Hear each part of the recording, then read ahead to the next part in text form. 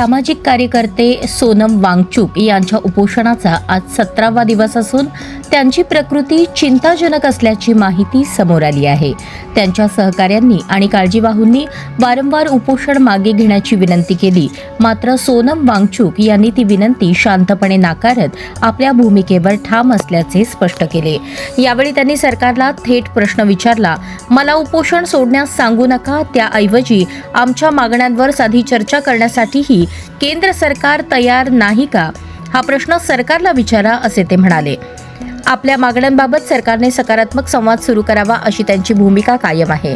दरम्यान त्यांच्या प्रकृतीबाबत चिंता वाढत असून समर्थकांकडूनही सरकारने तातडीने संवाद साधावा अशी मागणी केली जात आहे।